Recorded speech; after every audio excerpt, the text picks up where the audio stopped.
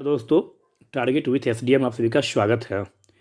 आज हम लोग राष्ट्रीय आंदोलन की महत्वपूर्ण घटनाओं को लेकर आए हैं। बीपीएससी के एग्ज़ाम में प्रत्येक बार आपको मिलान के लिए सुमेलित करने के लिए दिया जाता है। एक साइड आपको दे दिया जाएगा घटना और एक साइड आपको उसका वर्ष दे दिया जाएगा और कहेगा मिलाने के लिए कि मतलब किस वर्ष कौन सा घटना हुआ है। ऐसा वो प्रत्येक वर्ष 1 से 2 क्वेश्चन ऐसा मॉडर्न हिस्ट्री हो या एंशियंट हिस्ट्री हो, ऐसे वो मिलान करने के लिए वो देता है। तो वहाँ पर जो एग्जामिनेशन हॉल में आपके लिए एक एक जो नंबर एक एक क्वेश्चन जो वो आपके लिए बहुत ही वैल्यूएबल है, तो वह कहीं मिस्टेक ना हो आपसे, वह कहीं से आपसे गलती ना हो। इसी कारण से आज की वीडियो में आपको एक साइड वर्ष लिखा हुआ मिलेगा और उस वर्ष में जो प्रमुख जो घटना हुई है इतिहास के दृष्टिकोण से, वैसे एक वर्ष में बहुत सारी घटनाएं होती है। ऐसा नहीं कि जो 1904 में सिर्फ भारतीय विश्वविद्यालय अधिनियम ही पारित हुआ, इस 1904 में बहुत सारा घटना घटा होगा, लेकिन हमें उन घटनाओं में अभी नहीं डूबना है।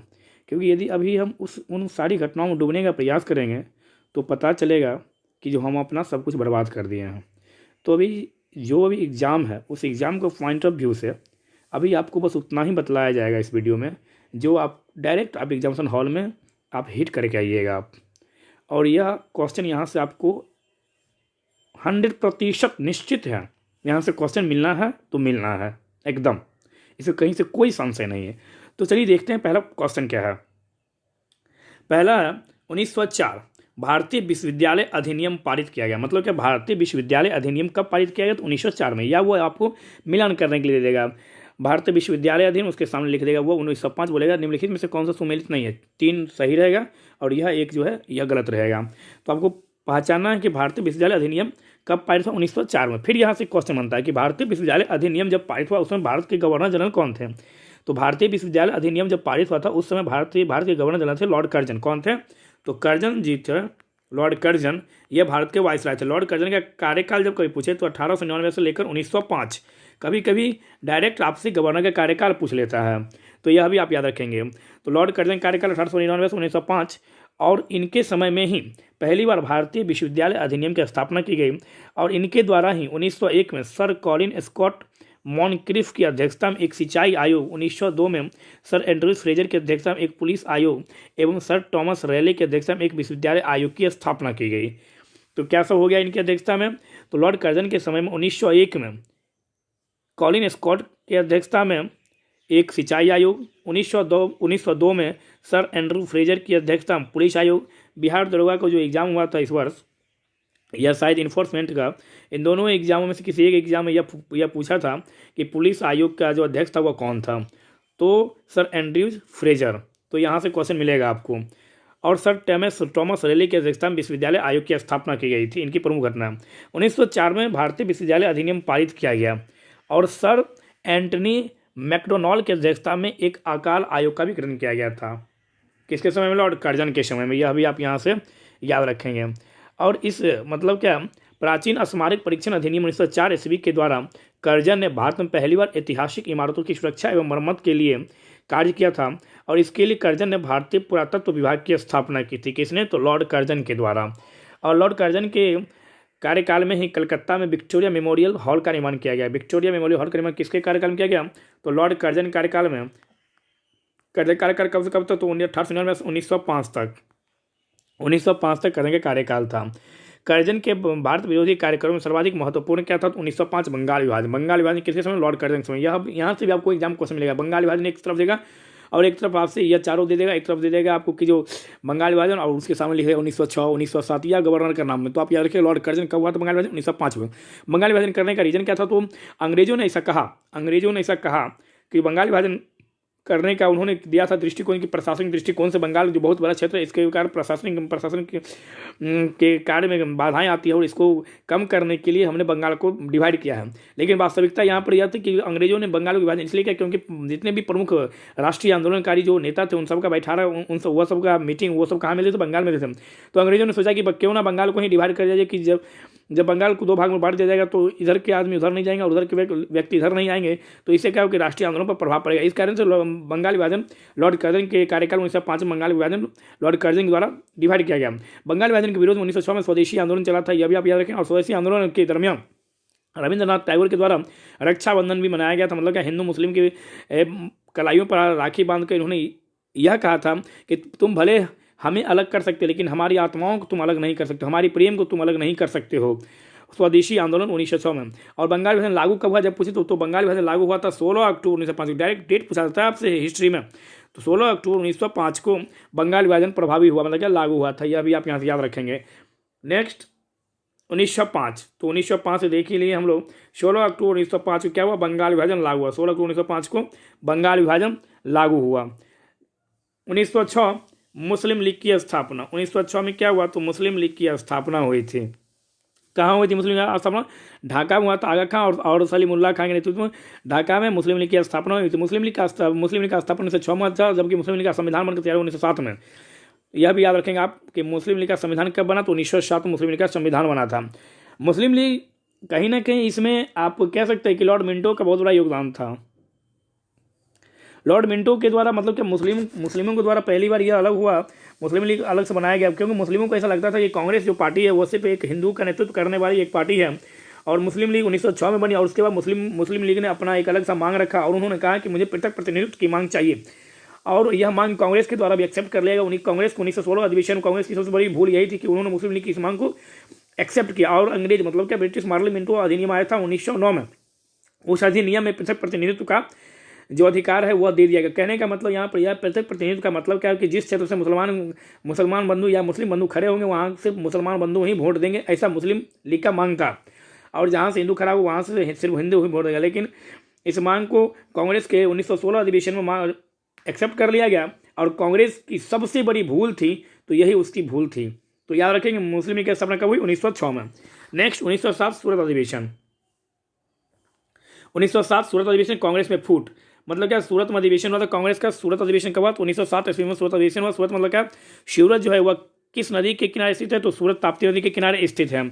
सूरत का मतलब क्या, डायमंड हार्बर, डायमंड मतलब क्या सूरत का मतलब क्या, ककरापारा एटॉमिक रिसर्च सेंटर कहाँ, तो सूरत में है। और गुजरात से लेकर दमन द्वीप तक के जो तटीय क्षेत्र को क्या कहते हैं, तो काकरापारा तट के नाम से जानते हैं। यह भी आप याद रखेंगे। जो भारत का सबसे बड़ा समुद्री तट है यह भी याद रखेंगे। और सबसे लंबा भारत का समुद्र से लगा हुआ भारत का राज्य कौन सा है, तो गुजरात है। आप यहाँ से यह भी याद रखोगे।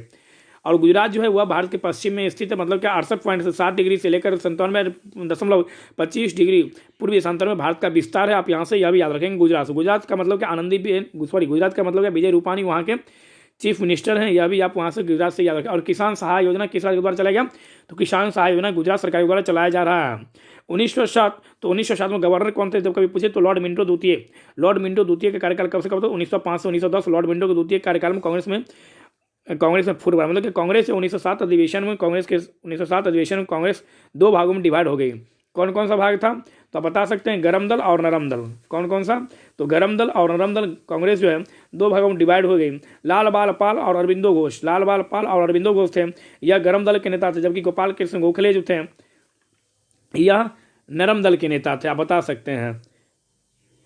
और आप याद रख सकते हैं यहाँ से कांग्रेस अधिवेशन जो है 1907 से कांग्रेस पहली बार, जब भी आपसे एग्जाम पूछे कि कांग्रेस पहली बार कब डिवाइड हुई, तो आप आंसर दीजिएगा 1907 में कांग्रेस में पहली बार फूट पड़ी। आप यहाँ से यह भी याद रखिएगा।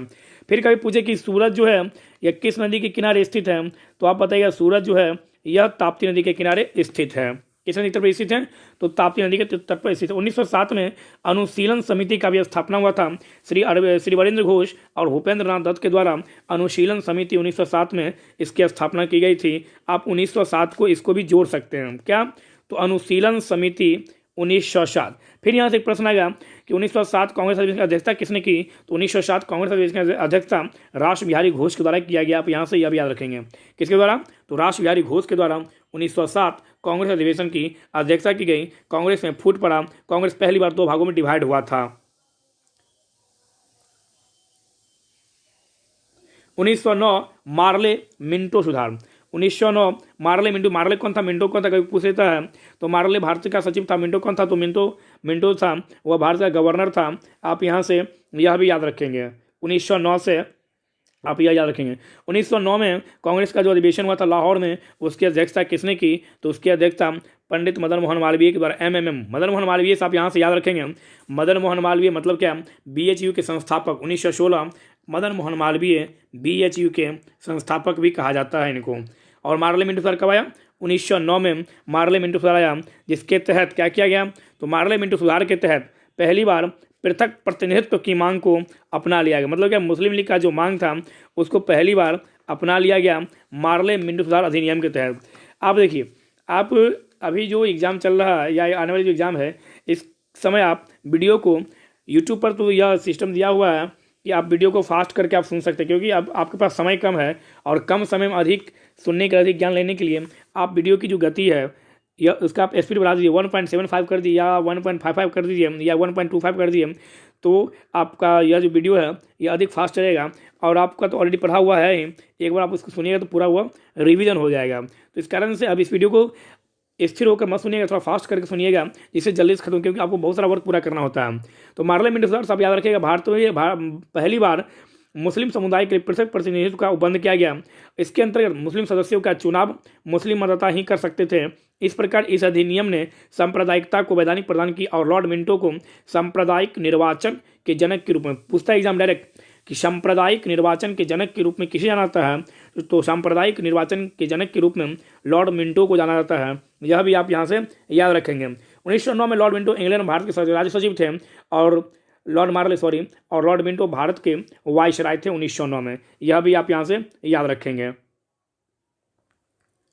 नेक्स्ट 1911 ब्रिटिश साम्राज्य का या ब्रिटिश सम्राट का जॉर्ज पंचम अपनी पत्नी मैरी के साथ 1909 में भारत आए थे, 1911 में।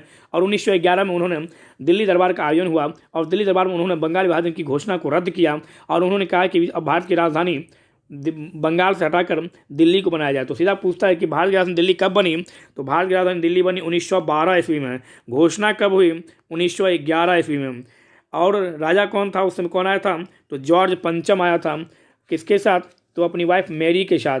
उस समय फिर पूछता है कि 1911 में गवर्नर कौन था, मतलब कि भारत का वायसराय कौन था 1911 में? तो आप बताएंगे 1911 के समय लॉर्ड हार्डिंग द्वितीय का कार्यकाल 1910 से 1916। कौन? तो लॉर्ड हार्डिंग द्वितीय 1910 से 1916 तक लॉर्ड हार्डिंग द्वितीय था। और 1905 से 1910 कौन था? तो लॉर्ड मिंटो द्वितीय 1905 से 1910। और 1899 से 1905 लॉर्ड कर्जन था। यदि आपको गवर्नर का कार्यकाल याद रहता है तो आप इसका जो आंसर है वो आप क्लिक करके आप आ सकते हो। आप तो याद रखिएगा कि ब्रिटिश सम्राट जी का जब दिल्ली आगमन हुआ उस समय लॉर्ड हार्डिंग द्वितीय था। दिल्ली भारत की राजधानी कब बनी? 1912 ईस्वी में। बंगाल विभाजन को कब रद्द किया गया? तो 1911 ईस्वी में। गवर्नर कौन था? लॉर्ड हार्डिंग द्वितीय। यहाँ से प्रश्न आपको अवश्य मिलेगा, एकदम निश्चित है कि प्रश्न आना है तो आना है, चाहे वो जिस तरह से पूछे। वो ऐसा नहीं कि वो जैसे बता रहे वैसे ही पूछ लेगा। वो हो सकता है सुमित करने के लिए दे दे, या वो हो सकता है इनमें से कौन सा घटना नहीं है 1911 का, या वो दे सकता है कि 1911 में बंगाल विभाजन के समय गवर्नर कौन था। वह किसी भी तरह से हुआ, लेकिन यह निश्चित कि लिंक यहाँ से होगा तो होगा, यह पूरा विश्वास है मुझे, क्योंकि जहाँ ईमानदारी होती है वहाँ ईश्वर भी साथ देते हैं। और यदि आप ईमानदारी से यदि आप किसी को पढ़ा रहे हैं तो वह आपको मेहनत काम देगा तो देगा। तो ईमानदारी पूर्वक हम यह कह रहे हैं कि यह हर हाल में यह एग्जाम में मिलेगा। यह नेक्स्ट 1916 होम रूल लीग की स्थापना। 1916 होम रूल लीग की स्थापना लॉर्ड चैम्सफोर्ड 1916 से 1921। लॉर्ड चैम्सफोर्ड के कार्यकाल में होम रूल लीग की स्थापना हुई थी।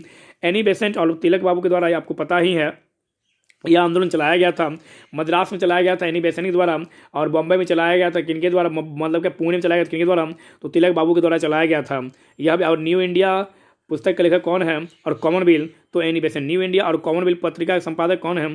तो श्रीमती एनी बेसेंट। और एनी बेसेंट आप याद रखेंगे कांग्रेस की प्रथम महिला अध्यक्ष एनी बेसेंट 1917। लेकिन जब मुझे कांग्रेस की प्रथम भारतीय महिला अध्यक्ष तो सरोजिनी नायडू, लेकिन कांग्रेस की प्रथम महिला अध्यक्ष तो एनी बेसेंट 1917। दोनों अलग अलग आप याद रखें, कन्फ्यूज नहीं करना एग्जामिनेशन हॉल में। और एनी बेसेंट कहाँ की थी? तो एनी बेसेंट आयरलैंड की थी। आप यहाँ से यह याद रखें। आयरलैंड से फिर जोड़ लीजिए आप, आयरलैंड मतलब क्या? DPSP directive principles of asset policy कहाँ से लिया गया? तो आयरलैंड के संविधान से लिया गया। आयरलैंड में कहाँ से लिया गया? तो स्पेन के संविधान से लिया गया। तो वो आपको याद नहीं रखना, लेकिन इतना याद रखें कि डीपीएसपी जो है वो आयरलैंड के संविधान से भारत के संविधान में लिया गया है। तो होम रूल लीग की स्थापना या होम रूल आंदोलन कब चला? 1916 ईस्वी में होम रूल आंदोलन चला था, यह भी याद रखें। और 1916 में ही BHU बनारस हिंदू विश्वविद्यालय की स्थापना हुई थी। 1916 में ही पटना हाईकोर्ट की स्थापना हुई थी। संजय करोल अभी पटना हाईकोर्ट के चीफ जस्टिस हैं, यह भी आप याद रखेंगे। पटना हाईकोर्ट की कभी 1916 ईस्वी में। नेक्स्ट 1916 मुस्लिम लीग और कांग्रेस के बीच समझौता हुआ था और लखनऊ पैक्ट हुआ था। तो 1916 में क्या हुआ? मुस्लिम लीग और कांग्रेस के बीच समझौता हुआ और लखनऊ पैक्ट भी हुआ। आप यहाँ से यह भी याद रखेंगे। इसके बारे में विस्तार पूर्वक अभी नहीं बताएंगे, क्योंकि अभी एग्जाम है, तो अब शॉर्टकट बता के निकल, क्योंकि इन सभी टॉपिकों पर मेरा अलग से यूट्यूब पर वीडियो बना हुआ है। लखनऊ समझौता पर एक स्पेशल वीडियो ही बना हुआ है, होम रूल लीग पर, गांधी के चंपारण आंदोलन पे। तो ये अभी आप मत देखिएगा, अभी अब आप एग्जाम आके आइए, एग्जाम दे के आइए, तब देखिएगा ये सब। अभी सिर्फ बस फैक्ट को सुनिए और फैक्ट को सुन के आप निकल जाइए। अभी आप 1917 महात्मा गांधी द्वारा चंपारण आंदोलन, 1917 महात्मा गांधी द्वारा चंपारण आंदोलन किया गया। और चंपारण आंदोलन को 3 कठिया प्रथा के नाम से भी जानते हैं। मतलब क्या 3/20, मतलब क्या एक बीघा में 3 कट्ठा पर नील खेती करना अनिवार्य था। और गांधी को राजकुमार शुक्ल के द्वारा निमंत्रित किया गया बिहार आने के लिए। और इनके आगमन के बाद चंपारण आंदोलन में कहीं ना कहीं लगभग 35% टैक्स की जो था वो माफ़ किया गया। और कहा जा सकता है कि गांधी का बहुत बड़ा योगदान था। और गांधी के द्वारा पहला सत्याग्रह शब्द का प्रयोग भी चंपारण बिहार में ही किया गया था। यह भी याद रखें, कब? तो 1917 में। यह भी आप यहाँ से याद रखेंगे। गांधी के द्वारा पहले सत्याग्रह कहाँ? तो चंपारण। चंपारण मतलब क्या? बिहार में। यह क्या था? तो यह एक क्षत्रिय आंदोलन था। 1919 रॉलेट एक्ट कब है? 1919 में ही जलियांवाला बाग हत्याकांड भी हुआ। 1919 में ही मॉन्टेग्यू चेम्सफोर्ड सुधार भी हुआ था। यह भी आप याद रखेंगे। रॉलेट एक्ट मतलब क्या? बिना वकील, बिना दलील, बिना अपील का एक कानून था। मतलब एज ए ब्लैक कानून, काला कानून था यह। कौन सा? Rowlatt act. मतलब क्या? बिना किसी कारण से आपको अरेस्ट कर लिया जाता था और आपको कुछ नहीं बताया कि आपको क्यों अरेस्ट किया गया। आप पूछ भी नहीं सकते, ना आप अपील कर सकते, ना आप दलील दे सकते। एज ए काला कानून। नेक्स्ट, 1919 में जलियांवाला बाग हत्याकांड हुआ था। क्यों हुआ था यह अभी नहीं बताया जाएगा। सीधी सी बात है, आप थोड़ा सा याद रख लीजिएगा, थोड़ा सा हिंट दिया जा सकता है। सफदरजंग किचलू और डॉक्टर सतपाल की गिरफ्तारी हुई थी। पंजाब के ये बहुत बड़े नेता थे, इनकी गिरफ्तारी हुई थी। और इनकी गिरफ्तारी के बाद जल्ली नामक व्यक्ति के बाग में बैसाख की पूर्णिमा के दिन एक मीटिंग बुलाया गया था। और वहाँ पर बैसाख की पूर्णिमा की मेला भी लगा हुआ था। जनरल वोडायर के द्वारा वहाँ पर आदेश दिया गया कि 3 से 3 मिनट के अंदर सभी लोग जगह खाली कर दें। 3 मिनट से कम समय में ही गोली फायरिंग शुरू कर दी। और लगभग 1000 आदमी सरकारी डाटा के अनुसार लगभग, और ब्रिटेन के मतलब ब्रिटिश डाटा के अनुसार लगभग 350 आदमी, 300 आदमी, और हिंदुस्तान के डाटा के अनुकूल लगभग 1000 आदमी के मारे जाने की पूरी संभावना। मतलब कि उनका वहाँ पर वो मतलब गोली जो फायरिंग हुआ तो वे लोग मारे गए। इतने नियत थे लोग, थे बच्चे थे, महिलाएं थे, बुजुर्ग थे। वे लोग समझ ही नहीं पाए कि यह हो क्या रहा है। और जब तक वो लोग कुछ समझते तब तक तो बहुत सारे व्यक्तियों की जान जा चुका था। तो जलियांवाला बाग हत्याकांड हुआ 1919 में। यह भी आप यहाँ से याद रखेंगे। और इसी समय खिलाफत आंदोलन भी शुरू हुआ था। 1919 से लेकर 1922 से खिलाफत आंदोलन चला था। गांधी जी इसमें इंडिया में ही थे। आपको पता ही होगा गांधी जी इंडिया कब आए? तो 1915 में गांधी जी भारत आए थे। यह भी आप याद रखेंगे। मॉन्टेग्यू चेम्सफोर्ड सुधार अधिनियम 1919। मॉन्टेग्यू कौन था? तो भारत का वायसराय, मॉन्टेग्यू कौन था? तो भारत का सचिव था। और चेम्सफोर्ड कौन था? तो भारत का वायसराय था। आप यहाँ से यह भी याद रखें, मॉन्टेग्यू चेम्सफोर्ड सुधार अधिनियम। लियोन स्कॉटी प्रांतों में द्वैत शासन के जनक लियोन स्कॉटी इसको मनाता है। और प्रांतों में द्वैत शासन कब शुरू हुआ? तो मॉन्टेग्यू चेम्सफोर्ड सुधार अधिनियम के तहत प्रांतों में द्वैत शासन शुरू हुआ था। ये सब क्या है? तो भारतीय संविधान के निर्माण में अंग्रेज के द्वारा जो कानून लाया था, यह सब का अत्यधिक महत्वपूर्ण योगदान है। 1919 अधिनियम, 1909 अधिनियम, 1773 अधिनियम, 1784 अधिनियम, 1781 अधिनियम, 1793 अधिनियम, 1813 अधिनियम, 1833 अधिनियम, 1853, 1858, 1861, 1878, 1909, 1919, 1935, 1947। इन सभी कानूनों के आधार पर, इन सभी कानूनों के बेस पर ही भारत का संविधान का निर्माण हुआ। आप यहाँ से यह भी याद रखेंगे, जिसमें सबसे अहम योगदान 1935 भारत शासन अधिनियम का है। 1935 भारत शासन अधिनियम से लगभग 2/3 भाग जो है संविधान का, वो 1935 भारत शासन अधिनियम से ही उठाकर रख लिया गया। यह भी आप याद रखेंगे।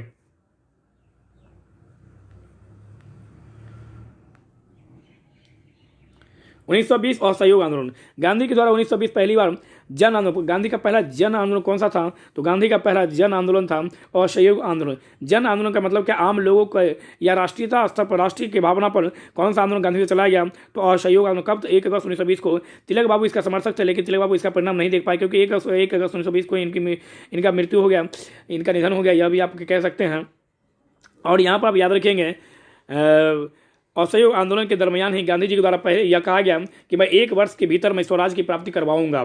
तो कभी कोई पूछता है कि किस आंदोलन के दौरान, तो असहयोग आंदोलन के दौरान गांधी के द्वारा यह कहा गया कि 1 वर्ष के भीतर मैं स्वराज को प्राप्त करवाऊंगा। और यह आंदोलन राष्ट्रीय स्तर पर चला। लगभग 1 करोड़ आदमी इसमें पार्टिसिपेट किए थे। और गांधी के प्रति बहुत ही सच्ची श्रद्धा और निष्ठा के साथ आदमी इनके आंदोलन भाग लिया। और यहाँ के लोगों को, यहाँ के व्यक्तियों को यह लगा, आशा भी लगा कि गांधी ये करवा सकते हैं। और गांधी के बातों पर सबको विश्वास हुआ। लेकिन जैसे जैसे समय बीतता गया, कुछ होता हुआ नहीं दिख रहा था। आदमी का धीरे धीरे मूवमेंट वहाँ से हट रहा था। गांधी के ऊपर से विश्वास धीरे धीरे इस आंदोलन से आदमी का जो लगाव था वो हट रहा था। और 5 फरवरी 1922 ईस्वी को चौरी चौरा का स्थान पर चौरी चौरा कांड कर दिया गया नवयुवक नेताओं के द्वारा। क्या क्या क्या, एक थाने में जाकर आग लगा दिया गया जिसमें लगभग 23 पुलिसकर्मी मारे गए और गांधी जी इससे हताहत हुए और गांधी जी ने कहा कि मैं अहिंसा को बर्दाश्त नहीं कर सकता हूं और मैं हिंसा को बर्दाश्त नहीं कर सकता हूं। और गांधी जी ने इसके बाद 12 फरवरी 1922 ईस्वी को असहयोग आंदोलन को असहयोग करने का निर्णय लिया।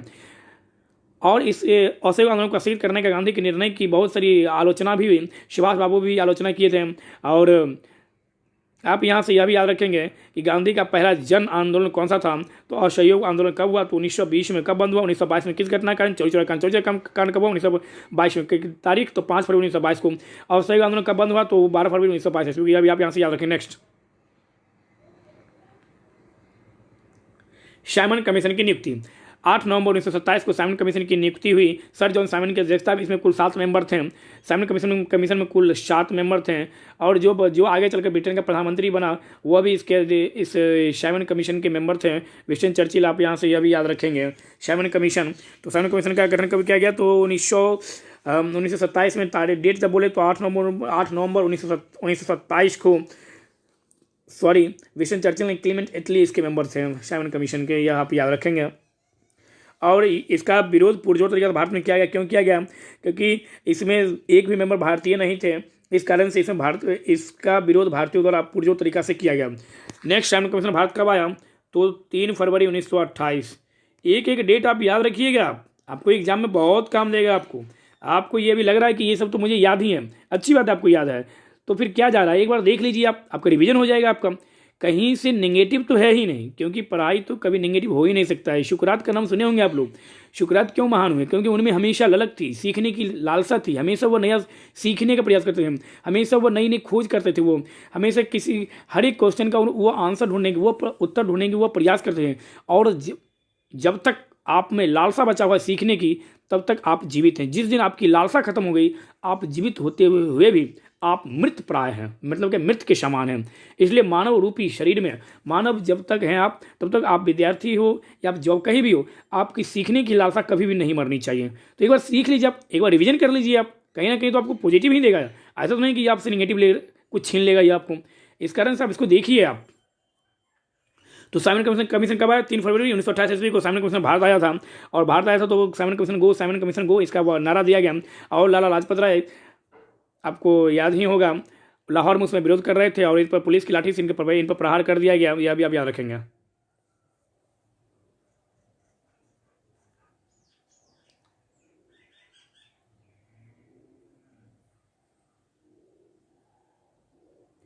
उन्नीस सौ 28 से आप यह एक और याद रख सकते हैं, HSRA, Hindustan socialist Republican association की स्थापना कब हुई, तो हिंदुस्तान सोशलिस्ट रिपब्लिकन एसोसिएशन की स्थापना 1928 में हुई। यह भी बताना सही लगा क्योंकि यह बहुत बार पूछा जा चुका है। और 1928 में गवर्नर कौन था भारत का, तो 1928 में भारत के गवर्नर थे लॉर्ड इरविन। लॉर्ड इरविन का कार्यकाल हो गया 1926 से 1931। तो लॉर्ड इरविन के कार्यकाल में ही HSRA, Hindustan socialist Republican association की स्थापना चंद्रशेखर बाबू के द्वारा किया गया। यह भी आप याद रखेंगे 1928 से। क्यों आप बताइए, इसलिए क्योंकि HSRA, Hindustan socialist Republican association के द्वारा ही यह घटना किया गया था। हिंदुस्तान सोशलिस्ट रिपब्लिकन एसोसिएशन के मेंबर से भगत सिंह, और भगत सिंह के द्वारा केंद्रीय असेंबली में बम फेंका गया, बम विस्फोट किया गया। और इन्होंने कहा मेरा बम फेंकने का उद्देश्य किसी को मारना नहीं था, बल्कि यह था कि बहरे को सुनाना था, क्योंकि बहरे सुनते नहीं हैं। इस कारण से इन्होंने, यदि भगत सिंह चाहते तो वो असेंबली से भाग सकते थे वो, लेकिन उन्होंने, भगत सिंह के साथ कौन था, तो बटुकेश्वर दत्त इनके परम मित्र थे। ये दोनों वहाँ गए और इन्होंने उस असेंबली में नारा दिया, इनकलाब जिंदाबाद, इनकलाब जिंदाबाद। और उन्होंने, भगत सिंह ने कोर्ट को अपना प्रचार का माध्यम बनाया। और कोर्ट, जब भी वह कोर्ट में पेशी होता था उनका, तो वह एक ही नारा देते थे, इनकलाब जिंदाबाद, इनकलाब जिंदाबाद, भगत सिंह। 1929 में केंद्रीय असेंबली में बम फेंका गया, लेकिन इस बम से किसी की मृत्यु नहीं, हताहत नहीं हुई। 1929 कांग्रेस द्वारा पूर्ण स्वतंत्रता की मांग। कांग्रेस का लाहौर अधिवेशन हुआ 1929 में। लाहौर मतलब रावी नदी के तट पर स्थित है लाहौर। इस अधिवेशन की अध्यक्षता पंडित जवाहरलाल नेहरू के द्वारा किया गया। इसी अधिवेशन में पहले कांग्रेस द्वारा पूर्ण स्वराज की मांग की गई। इससे पहले स्वराज की मांग की गई 1906 ईस्वी में दादाभाई नौरोजी जी की अध्यक्षता में कलकत्ता अधिवेशन में। लेकिन इस वर्ष 1929 में लाहौर में पूर्ण स्वराज की मांग की गई। क्यों, तो 1927 में साइमन कमीशन, 1928 में साइमन कमीशन आया था भारत। साइमन कमीशन ने भारतीयों द्वारा विरोध किया गया। तो यहाँ पर कहा गया कि साइमन कमीशन के विरोध में मोतीलाल नेहरू की अध्यक्षता में नेहरू रिपोर्ट तैयार किया गया। और नेहरू रिपोर्ट अगस्त 1928 में नेहरू रिपोर्ट सौंप दिया गया। और नेहरू रिपोर्ट में भी पूर्ण स्वराज की मांग नहीं की गई। नेहरू रिपोर्ट डोमिनेटेड एस्टेट का मांग किया गया और पंडित जवाहरलाल नेहरू इसके विरोधी थे और सुभाष चंद्र बोस भी इसका विरोध किया नेहरू रिपोर्ट का। और इन्होंने 1929 में कहा कि अब हमें स्वराज नहीं चाहिए, अब हमें पूर्ण स्वराज चाहिए। कहाँ? तो लाहौर अधिवेशन 1929 में। यह भी आप याद रखें। और लाहौर अधिवेशन में ही रात के 12 बजे जवाहरलाल नेहरू के द्वारा घंटा बजाकर झंडा फहराया गया और यह कहा गया कि अब प्रत्येक वर्ष हम लोग 26 जनवरी को स्वतंत्रता दिवस मनाएंगे। यह भी याद रखें। किस द्वारा? पंडित जवाहरलाल नेहरू द्वारा। पंडित जवाहरलाल नेहरू साहब याद रखेंगे, भारत के सबसे लंबे समय तक प्रधानमंत्री रहने वाले व्यक्ति कौन थे? पंडित जवाहरलाल नेहरू। 16 वर्ष 9 महीना और लगभग 13 या 18 दिन, ये आप देख लीजिएगा थोड़ा सा। और नेहरू साहब याद रखिएगा, संघ संविधान समिति, संघ शक्ति समिति के अध्यक्ष भी पंडित जवाहरलाल नेहरू थे। और संविधान सभा में उद्देश्य प्रस्ताव किसके द्वारा पेश किया गया? तो संविधान सभा में उद्देश्य प्रस्ताव पंडित जवाहरलाल नेहरू द्वारा ही पेश किया गया था। यह भी आप याद रखेंगे। और उद्देश्य प्रस्ताव कब पेश किया गया? तो 13 दिसंबर 1946 को। पारित कब हुआ उद्देश्य प्रस्ताव? तो 22 जनवरी 1947 को। यह भी आप याद रखेंगे। यहाँ से नेक्स्ट 1930 सविनय अवज्ञा आंदोलन। सविनय मतलब विनम्रता पूर्वक उनका अवहेलना करना, विनम्रता पूर्वक उनकी वस्तुओं का उनका जो है वो हमें बहिष्कार करना है। सविनय अवज्ञा, स्वविनय मतलब क्या? पूरा विनय पूर्वक, अवज्ञा मतलब क्या? अवहेलना करना। आंदोलन करेंगे हम लोग 1930 में। हम लोग मतलब क्या? गांधी बाबू यह सब बोले थे। और गांधी जी 12 मार्च 1930 को निकले थे। कहाँ से कहाँ के लिए? तो दांडी से नहीं, साबरमती से। कहाँ से निकले थे? यही तो प्रश्न पूछता है आपसे वो। साबरमती से वो दांडी के लिए निकले थे या दांडी से साबरमती के लिए? यहाँ पर एक प्रश्न है आपके लिए। आप कमेंट्स बॉक्स में यह लिख के बताइए कि नमक कानून तोड़ो जो है उसके लिए गांधी ने कहाँ से कहाँ तक की यात्रा की थी।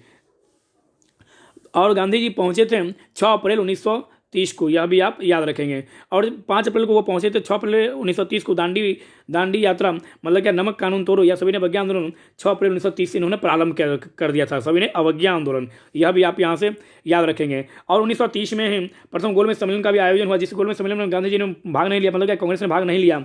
और 1930 में जो सविनय अवज्ञा आंदोलन हुआ, इस आंदोलन को नमक कानून तोड़ो आंदोलन भी कहते हैं। यह भी आप, या दांडी यात्रा या दांडी मार्च भी इसे कहते हैं। यह भी आप यहाँ से याद रखेंगे। नेक्स्ट, प्रथम गोलमेज सम्मेलन 1930 में हुआ था। यह भी आप याद रखेंगे। और इस गोलमेज सम्मेलन में कुल कितने भारतीय भाग लिए थे? तो 89 मतलब क्या? 89 भारतीय प्रथम गोलमेज सम्मेलन में भाग लिए थे। यह भी आप यहाँ से याद रखेंगे। और कांग्रेस ने इसमें भाग नहीं लिया। प्रथम गोलमेज सम्मेलन में कौन भाग नहीं लिया? तो प्रथम गोलमेज सम्मेलन में कांग्रेस भाग नहीं लिया था। यह भी आप यहाँ पर याद रखिएगा। और 12 नवंबर 1930 ईस्वी में लंदन में प्रथम गोलमेज सम्मेलन हुआ था। नेक्स्ट, द्वितीय गोलमेज सम्मेलन 1931 में। इसमें भारत के गवर्नर जनरल कौन थे? तो लॉर्ड इरविन थे भारत के गवर्नर लॉर्ड इरविन का मतलब क्या? 26 से 31 तक लॉर्ड इरविन थे। यह भी आप यहाँ से याद रखेंगे। लेकिन द्वितीय गोलमेज सम्मेलन किसके समय में हुआ था? जब यह पूछे तो लॉर्ड वेलिंगटन के समय में, क्योंकि लॉर्ड वेलिंगटन का कार्यकाल 1931 से 1936 तक चलता है। प्रथम गोलमेज सम्मेलन कौन था? तो लॉर्ड इरविन। द्वितीय गोलमेज सम्मेलन किसके समय हुआ? तो द्वितीय गोलमेज सम्मेलन हुआ लॉर्ड वेलिंगटन के कार्यकाल में। और लॉर्ड वेलिंगटन का कार्यकाल कब से कब तक है? तो 1931 से लेकर 1936 तक लॉर्ड वेलिंगटन का कार्यकाल है। 1931 में ही याद रखेंगे आप। 5 मार्च 1931 को गांधी और इरविन के बीच समझौता हुआ, जिसे दिल्ली समझौता के नाम से भी जानते हैं और गांधी इरविन समझौता के भी नाम से जानते हैं। जिसके बाद सविनय अवज्ञा आंदोलन गांधी के द्वारा बंद कर दिया गया और द्वितीय गोलमेज सम्मेलन में गांधी भाग लेने गए। तो पूछता है कि कांग्रेस ने किस गोलमेज सम्मेलन में भाग लिया? तो कांग्रेस ने एकमात्र द्वितीय गोलमेज सम्मेलन में भाग लिया। किसने नेतृत्व किया कांग्रेस की तरफ से? तो महात्मा गांधी ने नेतृत्व किया। यह भी आप यहाँ से याद रखें। सरोजिनी नायडू भी गए थे, निवेशन भी गए थे, महादेव देसाई भी गए थे गांधी जी के सचिव के रूप में, भूलाभाई पटेल भी गए थे। यह भी आप याद रखेंगे यहाँ से। तृतीय गोलमेज सम्मेलन कब हुआ? तो तृतीय गोलमेज सम्मेलन 1932 में हुआ। आप यहां से यह भी याद रखेंगे। सांप्रदायिक निर्वाचन प्रणाली की घोषणा 1932 में। पूना पैक्ट 1932 में। पूना पैक्ट किसके बीच हुआ? तो गांधी और अंबेडकर के बीच पूना पैक्ट हुआ था। यह भी आप याद रखेंगे। और गांधी अम्बेडकर समझौता के भी नाम से इसे जाना जाता है। भारत छोड़ो आंदोलन या अगस्त आंदोलन या स्फूर्त आंदोलन के नाम से भी भारत छोड़ो आंदोलन जाना जाता है, जो 9 अगस्त 1942 को प्रारंभ हुआ था। स्फूर्त स्वतः आंदोलन, स्वतः मतलब क्या? स्फूर्त मतलब क्या? स्वतः आंदोलन क्या? इसमें कोई भी बड़े नेता नहीं थे। और भारत छोड़ो आंदोलन के दरमियान बड़े नेताओं को गिरफ्तार करने के लिए अंग्रेजों के द्वारा 0 आवर ऑपरेशन चलाया गया था। यह भी आप याद रखेंगे। क्रिप्स मिशन कब आया? तो मार्च 1942 में क्रिप्स मिशन आया था और स्टैफोर्ड क्रिप्स की अध्यक्षता में इसके बारे में गांधी जी के द्वारा कहा गया पोस्ट डेटेड चेक। किसके में संबंध में कहा गया? तो क्रिप्स मिशन के संबंध में यह कहा गया कि यह एक ऐसा चेक है जिसकी भुगतान पहले ही हो चुकी है। और जवाहरलाल नेहरू ने कहा था कि यह एक ऐसा बैंक है जो पहले से ही करप्ट है। क्रिप्स मिशन किसकी अध्यक्षता में? स्टैफोर्ड क्रिप्स की अध्यक्षता में आया था। 1943 आज़ाद हिंद फौज की स्थापना किसके द्वारा? तो सुभाष चंद्र बोस के द्वारा आज़ाद हिंद फौज की स्थापना 1943 में किया गया था। सुभाष चंद्र बोस के द्वारा ही गांधी जी को राष्ट्रपिता की उपाधि दिया गया। कब दिया गया? तो 1944 में गांधी जी को राष्ट्रपिता की उपाधि दिया गया सुभाष चंद्र बोस के द्वारा। यह भी आप यहाँ से याद रखेंगे। कैबिनेट मिशन 24 मार्च 1946 को कैबिनेट मिशन भारत आया था। स्टैफोर्ड क्रिप्स, पेंथिल लॉरेंस और एबी अलेक्जेंडर जिसके कैबिनेट मिशन के अध्यक्ष कौन थे? तो पेंथिल लॉरेंस कैबिनेट मिशन के अध्यक्ष और कैबिनेट मिशन की सिफारिश पर ही भारत में संविधान सभा का गठन हुआ और संविधान का निर्माण हुआ। और कैबिनेट मिशन के द्वारा कुल 389 सीट दिया गया भारत में संविधान सभा के लिए। और 389 में 292 सीट और 4 सीट था कमिश्नरी के लिए और 93 वो सीट था 93 सीट था यह था देशी रियासत के लिए। जब भी कभी पूछे आपसे कि संविधान सभा का सदस्यों का चुनाव कैसे हुआ तो आप बताओ कि संविधान सभा के सदस्यों का निर्वाचन भी हुआ और नॉमिनेट भी हुआ। यह जो 93 थे यह 93 सदस्य नॉमिनेटेड थे, मतलब क्या मनोनयन था। और यह जो 292 प्लस 4 मतलब क्या कमिश्नरी प्रांत, कौन कौन से कमिश्नरी प्रांत?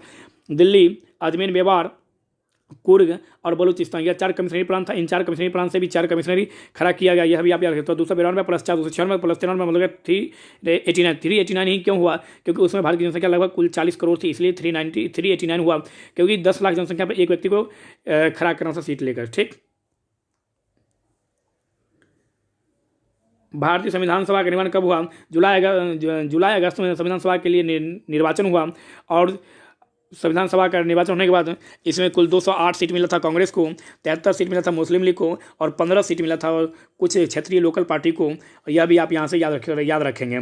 और पहली बार संविधान सभा का बैठक हुआ था 9 दिसंबर 1946 को डॉक्टर सज्जन सिन्हा की अध्यक्षता में। दूसरा बैठक 11 दिसंबर 1946 को डॉक्टर राजेंद्र प्रसाद की अध्यक्षता में और डॉक्टर राजेंद्र बाबू को संविधान सभा का स्थायी अध्यक्ष चुना गया। यह भी आप यहाँ से याद रखेंगे। और संविधान सभा के द्वारा ही भारतीय संविधान का निर्माण किया गया और संविधान सभा के द्वारा ही भारतीय संविधान को अपनाया भी गया। कब अपनाया गया? तो 26 नवंबर 1949 ईस्वी को संविधान सभा के द्वारा भारतीय संविधान को अपनाया गया। भारत का संविधान कितने चरणों में लागू हुआ? तो भारत का संविधान 2 चरणों में लागू हुआ। पहला चरण 26 नवंबर 1949 को जिस दिन कुल 16 अनुच्छेद लागू हुए और दूसरा चरण 26 जनवरी 1950 को जिस दिन संपूर्ण रूप से भारत का संविधान लागू किया गया। आप यहाँ से यह भी याद रखेंगे। संविधान को बनने में कुल कितना समय लगा? तो 2 वर्ष 11 महीना 18 दिन भारतीय संविधान को बनने में लगा था। यह भी आप यहाँ से याद रखेंगे। संविधान सभा के द्वारा ही भारत में पहला संशोधन किया गया। 1951 में जो पहला संशोधन हुआ संविधान में फर्स्ट अमेंडमेंट, वह किसके द्वारा किया गया? वो पार्लियामेंट द्वारा नहीं किया गया, वह संविधान सभा के द्वारा ही फर्स्ट अमेंडमेंट किया गया 1951 में, जिसके तहत 9वीं अनुसूची जोड़ा गया। यह भी आप यहाँ से याद रखेंगे। और संविधान सभा का सिर्फ काम संविधान का निर्माण करना ही नहीं था, संविधान सभा का कार्य 2 था। संविधान का निर्माण करने के साथ साथ संसद के रूप में भी, विधायिका के रूप में भी कार्य करना था। तो जब संविधान सभा के रूप में कार्य करती थी तो इसकी अध्यक्षता राजेंद्र बाबू करते थे और जब यही संविधान सभा संसद के रूप में कार्य करती थी तो इसकी अध्यक्षता गणेश वासुदेव मावलंकर जी करते थे। इसलिए लोकसभा का जनक किसे माना जाता है? तो गणेश वासुदेव मावलंकर जी को। और लोकसभा का प्रथम अध्यक्ष भी गणेश वासुदेव मावलंकर जी को माना जाता है। वर्तमान लोकसभा के अध्यक्ष कौन है? तो वर्तमान लोकसभा के अध्यक्ष ओम बिरला जी हैं। 1946 अंतरिम सरकार की स्थापना की गई। यह भी याद रखेंगे। 1947 भारत के विभाजन की माउंटबेटन योजना के आधार पर ही भारत पाकिस्तान से डिवाइड हुआ। यह भी आप याद रखेंगे। तो हम उम्मीद करते हैं कि आपको यह वीडियो बहुत ही अच्छा लगा होगा और आपके एग्जाम में यह बूस्टर का काम करेगा। यह निश्चित है, इसमें कहीं तो कोई संशय नहीं, यह काम तो करेगा ही करेगा। इसलिए अधिक से अधिक दोस्तों के बीच आप इसको शेयर कीजिए। अच्छा लगे तो आप चैनल को सब्सक्राइब कीजिए। धन्यवाद।